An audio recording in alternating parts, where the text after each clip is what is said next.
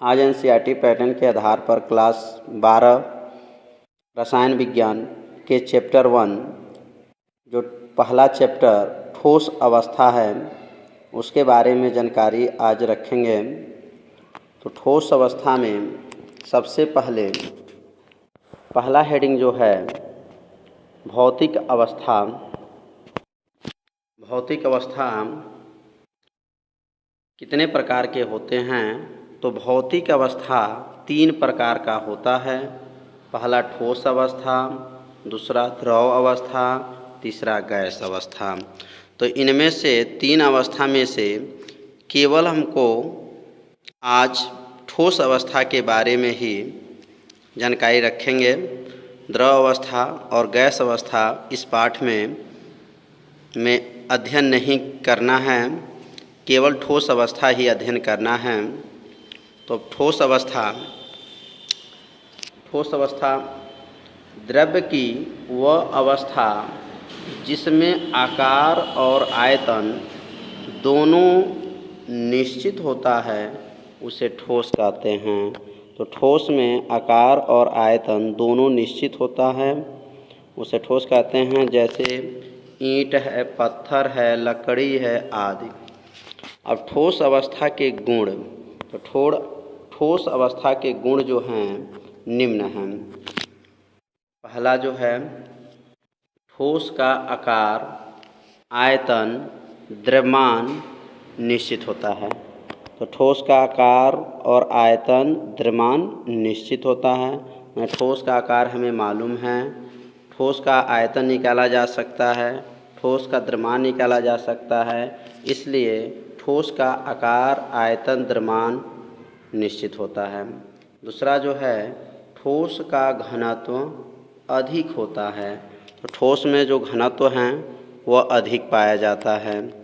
तीसरा जो है ठोसों में अंतरा आणविक आकर्षण बल प्रबल होते हैं। तो ठोस के अंदर जो है आणविक आकर्षण बल अधिक होते हैं, प्रबल होते हैं। चौथा जो है ठोसों में अंतरा आणविक जो दूरी है वो बहुत कम होती हैं, दूरी कम होती हैं। पाँचवा जो है ठोसों में परमाणुओं के बीच दूरी बहुत कम होती हैं। तो ठोस में परमाणुओं के बीच की दूरी जो है बहुत ही कम होती हैं। छठवां इसका गुण जो है इनके संगठन कण केवल अपनी साम स्थिति के दोनों ओर कंपन करते हैं। तो इनके जो संगठन के कण है अपने साम स्थिति के दोनों ओर कंपन करते रहते हैं। तो यह ठोस की विशेषताएं हैं, ठोस का गुण है। अगला जो है ठोस के प्रकार। तो ठोस जो है 2 प्रकार के होते हैं। पहला जो है क्रिस्टलीय ठोस है, दूसरा जो है अक्रिस्टलीय ठोस है।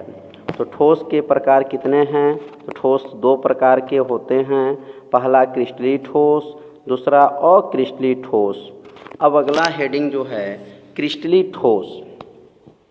अब क्रिस्टलीय ठोस क्या है? तो इसका आंसर है वे ठोस जिनमें लघु एवं दीर्घपरासी व्यवस्था होते हैं। तो ठोस में जो क्रिस्टलीय ठोस हैं उनमें जो है लघु माने छोटा, दीर्घ माने बड़ा, तो दीर्घपरासी व्यवस्था होते हैं। लघु एवं दीर्घपरासी व्यवस्था होते हैं, ऐसे ठोस को क्रिस्टलीय ठोस कहते हैं। तो क्रिस्टलीय ठोस के अंदर जो है लघु एवं दीर्घपरासी व्यवस्था होते हैं, क्रिस्टलीय ठोस कहलाते हैं। इसका उदाहरण जो है ग्रेफाइट है, डायमंड है, बर्फ है, सोडियम क्लोराइड आदि है। तो ये क्रिस्टलीय ठोस हैं की परिभाषा है कि जिसमें लघु एवं दीर्घपरासी व्यवस्था हो क्रिस्टलीय ठोस कहलाते हैं। अगला जो हेडिंग है अक्रिस्टलीय ठोस। तो क्रिस्टलीय ठोस और अक्रिस्टलीय ठोस में थोड़ा सा परिभाषा में अंतर है। अगर क्रिस्टलीय ठोस की परिभाषा याद है तो अक्रिस्टलीय ठोस की परिभाषा बनाया जा सकता है। जैसे वे ठोस जिनमें केवल लघु परासी व्यवस्था होते हैं, और क्रिस्टलीय ठोस में लघु भी है और दीर्घ परासी हैं, और अक्रिस्टलीय में केवल लघु परासी व्यवस्था होते हैं, अक्रिस्टलीय ठोस कहलाते हैं। इसमें जैसे जो है रबड़ है, मोम है, प्लास्टिक है, कांच है आदि। तो क्रिस्टलीय और अक्रिस्टलीय ठोस समझ में आई गया होगा कि क्रिस्टलीय में क्या है और अक्रिस्टलीय में क्या है। क्रिस्टलीय ठोस में याद रखना है उसमें लघु एवं दीर्घ परासी व्यवस्था होते हैं क्रिस्टलीय ठोस में, और अक्रिस्टलीय ठोस में केवल लघु परासी व्यवस्था होते हैं। अब अगला जो हेडिंग है क्रिस्टलीय ठोस और अक्रिस्टलीय ठोस में अंतर। तो क्रिस्टलीय ठोस और अक्रिस्टलीय ठोस में जो है अंतर जो है निम्न है। अब एक तरफ क्रिस्टलीय ठोस, दूसरे तरफ अक्रिस्टलीय ठोस बना लेंगे कॉलम, और क्रिस्टलीय ठोस में लिखेंगे पहला जो अंतर है इसमें लघु एवं दीर्घ परासी व्यवस्था है। तो क्रिस्टलीय ठोस में लघु है एवं दीर्घ परासी व्यवस्था होते हैं, और जबकि अक्रिस्टलीय ठोस में इसमें केवल लघु परासी व्यवस्था होते हैं। तो पहला अंतर में समझ में आ गया होगा कि इसमें लघु एवं दीर्घ परासी व्यवस्था है और इसमें केवल लघु परासी व्यवस्था है। दूसरा जो अंतर है इसमें निश्चित एवं नियमित ज्यामिति होते हैं। इसमें निश्चित एवं नियमित ज्यामिति होते हैं क्रिस्टलीय ठोस में, और इसमें नियमित ज्यामिति नहीं होते हैं। निश्चित भी नहीं होता है और नियमित, इसमें निश्चित एवं नियमित ज्यामिति नहीं होते हैं। तीसरा जो है इसमें ठोसों को सुनिश्चित गलनांक होता है, इसमें ठोसों को सुनिश्चित गलनांक होता है। इसमें ठोसों में अनिश्चित गलनांक होता है, यहाँ सुनिश्चित गलनांक और यहाँ अनिश्चित गलनांक होता है। चौथा जो अंतर है अक्रिस्टलीय में चाकू से काटने पर क्रिस्टलीय ठोसों को नियमित कटाव होता है। चाकू से काटेंगे जब क्रिस्टलीय ठोसों को तो नियमित कटाव होता है, और इसमें जो है चाकू से काटने पर अक्रिस्टलीय ठोसों का अनियमित कटाव होता है। यहाँ नियमित कटाव, यहाँ अनियमित कटाव होता है। अंतर दोनों में समझ में यहाँ पर भी आ गया होगा, यहाँ सुनिश्चित, यहाँ अनिश्चित, यहाँ नियमित, यहाँ अनियमित। अगला पांचवा जो है अंतर, क्रिस्टलीय ठोसों की प्रकृति विषमदैशिक होती हैं। इसमें विषमदैशिक, इसमें अक्रिस्टलीय ठोसों की प्रकृति जो होती है वह समदैशिक होती है। और विषमदैशिक और समदैशिक के बारे में आगे वीडियो में इसकी परिभाषा मिलेगा। अगला जो है इसकी गलन ऊष्मा निश्चित होती है। क्रिस्टलीय ठोस की जो गलन की ऊष्मा है वो निश्चित होता है, जबकि गलन की ऊष्मा जो है अनिश्चित होती है। बस यहाँ निश्चित और यहाँ अनिश्चित होती है। तो दोनों में अंतर समझ में आ गया होगा कि क्रिस्टलीय ठोस और अक्रिस्टलीय ठोस में अंतर क्या है। पहला जो है दीर्घ और लघु परासी है, इसमें केवल लघु परासी है। इसमें निश्चित एवं नियमित है, इसमें जो नियमित और ज्यामिति होते हैं। तीसरा जो है इसमें ठोसों को सुनिश्चित गलनांक है, तो इसमें अनिश्चित गलनांक है। जैसे चाकू से काटने पर नियमित कटाव है तो इसमें अनियमित कटाव है। इस प्रकार यह दोनों में अंतर आप लोग समझ गए होंगे। अब अगला जो है प्रकार है क्रिस्टलीय ठोस के प्रकार। ये मोस्ट आईएमपी क्वेश्चन हैं जो इसमें से परीक्षाओं में हमेशा पूछे जाते हैं कि क्रिस्टलीय ठोस के प्रकार कौन कौन हैं। तो क्रिस्टलीय ठोस जो है 4 प्रकार का होता है। पहला जो है आयनिक ठोस है, दूसरा जो है आणविक ठोस है, तीसरा जो है स्वसंयोजित ठोस है, चौथा जो है धात्विक ठोस है। तो क्रिस्टलीय ठोस कितने प्रकार के होते हैं? तो क्रिस्टलीय ठोस जो हैं 4 प्रकार के होते हैं। पहला जो आयनिक ठोस, आणविक ठोस, सहसंयोजिक ठोस, धात्विक ठोस। अब अगला जो हेडिंग है आयनिक ठोस। अब आयनिक ठोस से आप क्या समझते हैं, या आयनिक ठोस किसे कहते हैं? इसका उत्तर बहुत आसान है। कहेंगे वे ठोस जो आयनों से बने होते हैं। आयनिक ठोस आयनों से बने होते हैं। कितना आसान उत्तर है। आयनिक ठोस है तो आयनों से बने होते हैं, ऐसे ठोस को आयनिक ठोस कहते हैं। तो उत्तर है वे ठोस जो आयनों से बने होते हैं, ऐसे ठोस को आयनिक ठोस कहते हैं। जैसे NaCl नमक जो है, कैल्शियम यहाँ पर ऑक्साइड है, मैग्नीशियम सल्फेट है आदि। अगला जो है आयनिक ठोस के गुण क्या है? तो आयनिक जो है, आयनिक ठोस के गुण जो है निम्न हैं। पहला जो है आयनिक ठोस में जो निम्न गुण है, पहला जो बताया जाएगा, आयनिक ठोस दो प्रकार के होते हैं। पहला धन आयन होते हैं, दूसरा ऋण आयन होते हैं। तो आयनिक ठोस कितने प्रकार के हैं? तो आयनिक ठोस दो प्रकार के होते हैं। पहला धन आयन, दूसरा ऋण आयन। दूसरा जो है इनके कणों में स्थिर वैद्युत आकर्षण बल कार्य करता है।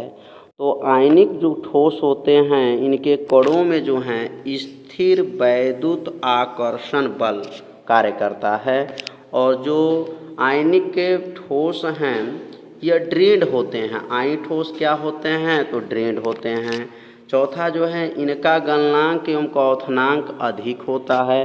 तो आयनिक ठोस का जो है गलनांक और क्वथनांक अधिक होता है। अगला जो इसका गुण है, यह ठोस अवस्था में कुचालक होता है। अब ये आयनिक ठोस जो है ठोस अवस्था में रहेगा तो कुचालक में रहेगा, जबकि जलीय अवस्था में जब होता है तो वह सुचालक अवस्था में हो जाता है। तो ठोस अवस्था कुचालक में आयनिक ठोस जो होते हैं ठोस में कुचालक, जबकि जलीय अवस्था में सुचालक होता है। अगला जो हेडिंग है आणविक ठोस, ये भी बहुत आसान उत्तर है। अगर किसी भी उत्तर में दिक्कत हो तो हमें कमेंट करके ज़रूर बताएं। आणविक ठोस जो है वे ठोस जिनके घटक कण अणु होते हैं। यहाँ देखिए आणविक ठोस, तो इसमें अणु होते हैं। वे ठोस जिनके घटक कण अणु होते हैं, यह पुनः ध्रुवी, अध्रुवी और हाइड्रोजन बंध ठोसों में वर्गीकरण किया जा सकता है। तो आणविक ठोस में जो होते हैं ध्रुवी, अध्रुवी, हाइड्रोजन बंध ठोसों में वर्गीकरण किया जा सकता है, आणविक ठोस कहलाता है। इसकी दो परिभाषाएं हैं। इसकी पहला परिभाषा यहाँ सामने देखी लिए, दूसरा परिभाषा नीचे दिया हुआ है। यह दूसरा परिभाषा भी देख लिया जाए कि आणविक ठोस की दूसरा परिभाषा और आसान है। वे ठोस जिनके अणु के मध्य, वे ठोस जिनके अणु के मध्य वंडरवाल्स बल जो हैं उपस्थित होते हैं, ऐसे ठोस को आणविक ठोस कहते हैं। वे ठोस जिनके अणु के बीच वंडरवाल्स बल उपस्थित होते हैं, ऐसे ठोस को आणविक ठोस कहते हैं। जैसे जो है आयोडीन है, गंधक है, सफ़ेद फास्फोरस आदि है। अब अगला जो हेडिंग है आणविक ठोस के गुण। तो आणविक ठोस के जो गुण है क्या है? तो आणविक ठोस के जो गुण है वह निम्न है। पहला जो है इनके कणों के बीच तीक्ष्ण आकर्षण बल होते हैं।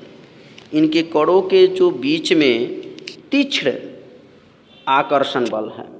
इनके मध्य जो है वंडरवाल्स बल उपस्थित होते हैं। तो आणविक जो ठोस हैं उनके बीच में वंडरवाल्स बल उपस्थित होते हैं। तीसरा जो है इनका गलनांक तथा क्वथनांक कम होता है। तो गलनांक और क्वथनांक जो है इनका आणविक ठोस का कम होता है। चौथा है यह वैद्युत का कुचालक होता है। तो आणविक ठोस जो हैं यह वैद्युत का कुचालक माना जाता है, कुचालक है। अगला जो है धात्विक ठोस। तो धात्विक ठोस क्या है? वे ठोस जो धातुओं के गुण को प्रदर्शित करते हैं। कितना आसान उत्तर। धात्विक धातुओं बस धात्विक ठोस आ जाए पेपर में तो धात्विक में बस धातु बोलना है, बस सेंटेंस जोड़ लीजिए। वे ठोस जो धातुओं के गुण को प्रदर्शित करता है उसे धात्विक ठोस कहते हैं। जिनमें सभी धातु आएंगे, सभी धातु जो हैं वह धात्विक ठोस कहलाते हैं। केवल सभी धातु, अधातु नहीं, सभी धातु की बात हो रही है, धात्विक ठोस कहलाते हैं। तो धात्विक ठोस की परिभाषा समझ गए होंगे कि वे ठोस जो धातुओं के गुण को प्रदर्शित करे धात्विक ठोस कहलाते हैं। अब धात्विक ठोस के जो गुण है, जो धात्विक ठोस के गुण है, जो धातु का गुण है वही धात्विक ठोस का भी गुण होता है। जैसे यहाँ धात्विक ठोस के गुण जो है निम्न है। पहला, इनके मध्य आकर्षण बल को ही धात्विक बंध कहते हैं। उनके मध्य जो आकर्षण बल हो को ही धात्विक बंध कहते हैं। इनके गलनांक बहुत अधिक होता है। यह वैद्युत का भी और ऊष्मा का दोनों का सुचालक होता है। इसमें आघात वर्धनीयता का गुण पाया जाता है। तो यहाँ जो है तीसरा, इसमें वैद्युत का भी सुचालक है कौन, और ऊष्मा का भी सुचालक है। जो धात्विक ठोस होते हैं वह वैद्युत का भी और ऊष्मा का दोनों का सुचालक होता है। चौथा जो बताएं, इसमें आघात वर्धनीयता का गुण, इसका मतलब इसे पीटने पर चादर के नुमा अगर बन जाए तो उसी को कहा जाता है आघात वर्धनीयता। चादर के नुमा बन जाएगा जो धातु, तो आघात वर्धनीयता का भी गुण पाया जाता है। पांचवा जो है इसमें तन्यता का गुण। तो तन्यता का मतलब यह हुआ कि धात्विक ठोस को तार के नुमा अगर बन जाए तो तन्यता का गुण पाया जाता है। और छठवां जो इसमें धात्विक चमक पाई जाती है। हमेशा जो धातु रहता है वह धातु में चमक रहती है, धात्विक चमक पाई जाती है। सातवां जो है इसमें रंगीन होने का गुण पाया जाता है। इसका मतलब धात्विक ठोस में हमेशा जो है रंगीन होने का गुण होता है। रंगीन इसमें कुछ न कुछ रहता है, तो रंगीन होने का गुण भी धात्विक ठोस में पाया जाता है। अगला जो है सहसंयोजिक या जालक ठोस। तो सहसंयोजिक जो जालक ठोस हैं इसका भी परिभाषा बहुत आसान है। बस सहसंयोजिक, सहसंयोजक बन, सेंटेंस से ही पता चल जा रहा है कि परिभाषाएं कैसे बनेंगी। सहसंयोजिक तो कहेंगे इसका आंसर बनाएंगे वह ठोस जिसमें समान या विभिन्न प्रकार के अणु सहसंयोजक बंध से जुड़े होते हैं। यहाँ सहसंयोजक बंध से जुड़े होते हैं। ऐसे ठोस को सहसंयोजिक या जालक ठोस कहते हैं। तो सहसंयोजिक ठोस समझ में भी आ गया होगा कि उसमें सहसंयोजक बंध से जुड़े होते हैं। वे ठोस जिनके जो अणु हैं सहसंयोजक बंध से जुड़े होते हैं उसे सहसंयोजिक या जालक ठोस कहते हैं। जैसे में हीरा है, ग्रेफाइट है, एल्युमिनियम नाइट्राइड आदि हैं। तो सहसंयोजिक या जालक ठोस भी समझ में आ गया होगा। अगला हम लोग हेडिंग चलते हैं सहसंयोजिक या जालक ठोस। तो सहसंयोजिक का जालक ठोस का जो गुण है वह निम्न है। इसके जो गुण है सहसंयोजिक या जालक ठोस के जो गुण हैं वो निम्न हैं। पहला जो है यह दृढ़ होता है। यह दृढ़ मतलब कठोर होता है। जो सहसंयोजिक जो हमारा ठोस है वह दृढ़ होता है। इसमें भंगुर का गुण, भंगुरता जो होते हैं उसका गुण पाया जाता है। तीसरा जो होता है इसका गलनांक उच्च होता है, माने इसको गलाने पर अधिक तापमान की आवश्यकता पड़ती है, इसलिए इसका गलनांक जो है उच्च होता है। और चौथा जो है यह वैद्युत का कुचालक होता है। इसमें करंट नहीं रहते हैं, कुचालक। अगला जो हेडिंग है मोस्ट आईएमपी प्रश्न है। ये परीक्षा में कई बार बोर्ड के एग्जाम में आ चुके हैं। इसको परिभाषाओं को बनाना सीखना है। पहले परिभाषाएं जो बनाना सीखेंगे और उस तरह रटने का प्रयास ज़्यादा न करें। पहले परिभाषा बनाएं, सीखें, समझें कैसी परिभाषाओं को बनाया जाता है। अगला जो है नाम से ही पता चल जा रहा है क्रिस्टल जालक, जालक जाल के नुमा या त्रिबीम जालक, तीन बीमा त्रिविम जालक होना चाहिए। नाम से ही इसके अर्थ छिपे हैं इसके अंदर।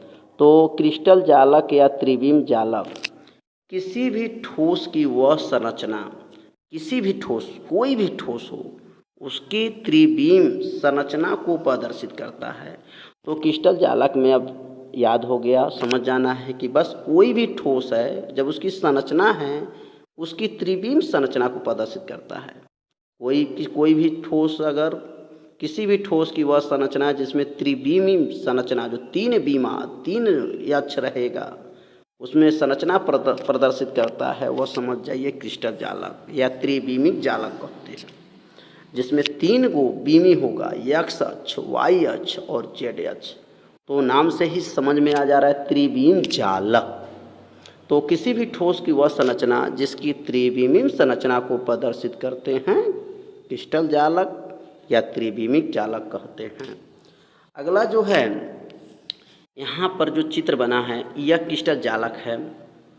यहाँ 3 बीमा बना हुआ है, यहाँ पर एक इधर, एक इधर,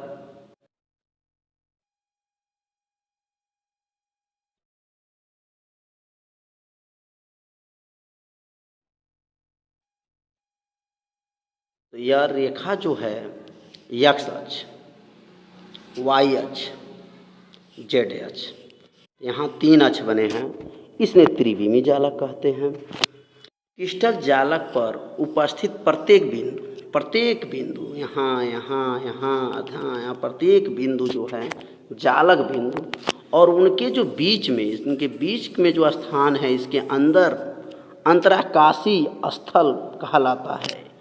माने क्रिस्टल जालक जो होते हैं उनके अंदर के जो रिक्त खाली स्थान होते हैं उन्हें अंतराकाशी स्थल बोला जाता है। तो यह वीडियो समझ में आ रहा हो तो ज़रूर कमेंट कीजिएगा। यदि नहीं समझ में आ रहा हो आपको जहाँ भी, तो वहाँ कमेंट करके हमें बताएं जिससे आपको समझ में आ जाए।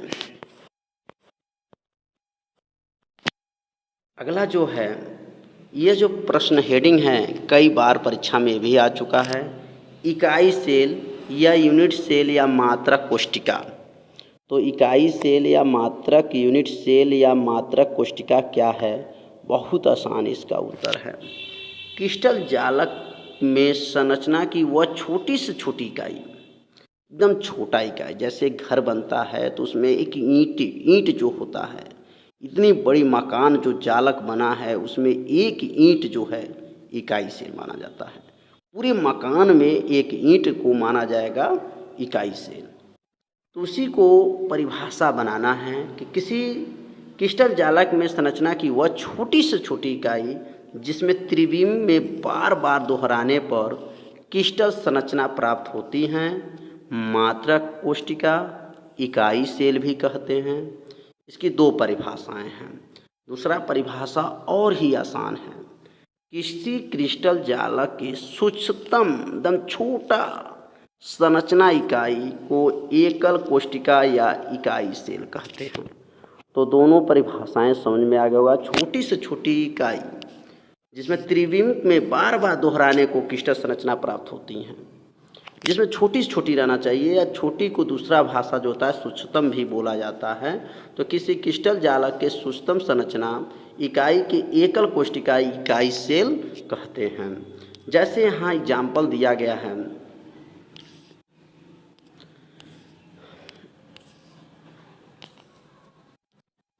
ईंटों से बनी हुई दीवार की मात्रक कोष्टिका जो है ईंट है। यहाँ जो दीवार बना है जिसमें छोटा सा एक इकाई, एक ईंट है, इसी को इकाई सेल बोलते हैं।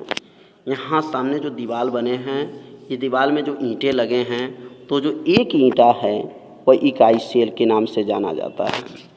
अगला जो हेडिंग है, एकल कोष्टिका के पैरामीटर। एकल कोष्टिका के पैरामीटर क्या है? तो एकल कोष्टिका के पैरामीटर में किसी एकक कोष्टिका के गुणों को 6 पैरामीटर द्वारा व्यक्त किया गया है। एकक जो कोष्टिका को पैरामीटर हैं, जो 6 द्वारा 6 पैरामीटर द्वारा व्यक्त किया गया है। पहला जो है कोष्टिका में 3 कोरे, यहाँ 3 कोर है जो ए बी सी है। यहाँ एक कोर इधर, एक कोर इधर, एक कोर इधर, तो यहाँ पर 3 कोण है ए बी सी। और कोणों के मध्य बने कोण जो है एक अल्फा है, एक बीटा है, एक गामा है। तो 3 प्रकार के यहाँ कोण है, इसलिए 6 पैरामीटर उनके पाए जाते हैं। इन पैरामीटरों के अनुसार कुल 14 प्रकार के क्रिस्टल जालक पाए जाते हैं। यह मोस्ट एमपी क्वेश्चन है, इसमें कई बार ये कंपटीशन में आ गया है। जो क्रिस्टल जालक हैं इसमें कितने प्रकार के पैरामीटर के अनुसार कुल कितने प्रकार के क्रिस्टल जालक होते हैं, तो याद रखिएगा 14 प्रकार का होता है। तो यह